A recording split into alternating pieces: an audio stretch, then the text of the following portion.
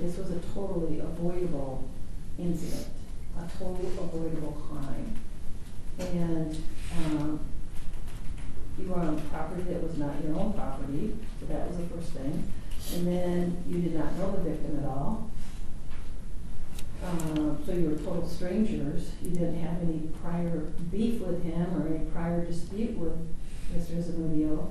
So that is also unusual. It was also a beautiful sunny day that was to be enjoyed by people. People at the Zamudios were planning a little picnic or a gathering of family and friends at their household, and it was a gorgeous day that people should have been able to enjoy.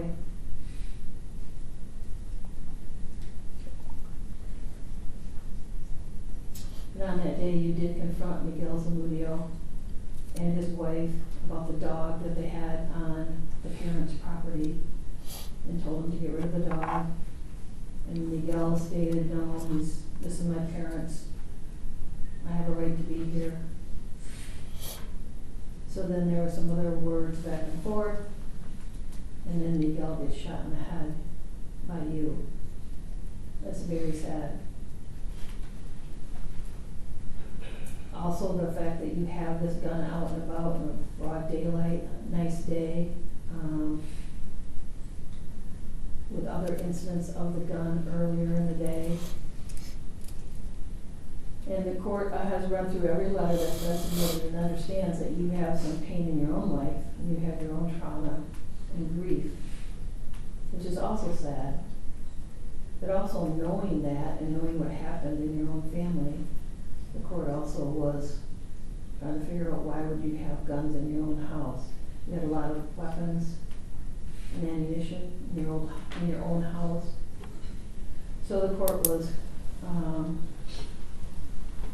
concerned about that as well.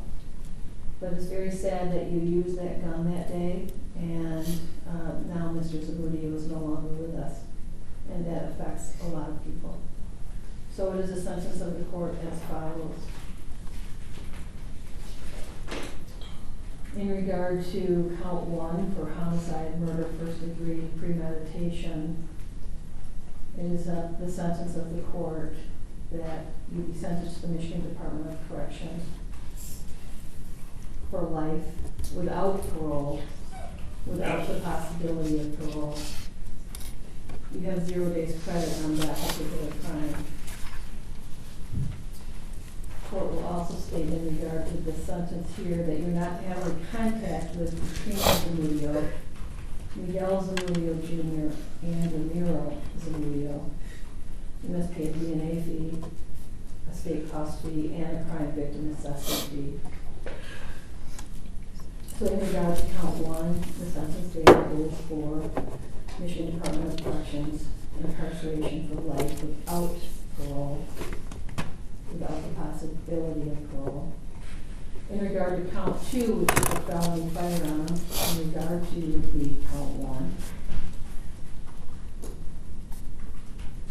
count 2 will be served consecutive to and prior to the term for murder. For the felony firearm in count 2, you are sentenced to the Michigan Department of Corrections for a period of 2 years specifically. Mandatory is for 2 years on that.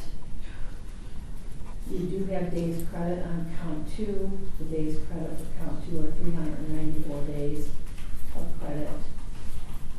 In regard to counts 3 and 4, which are both for assault with a dangerous weapon, also known as felonious assault,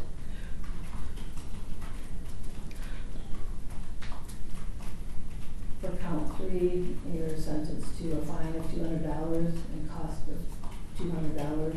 In regard to count 4, again, for $200 cost and $200 fine.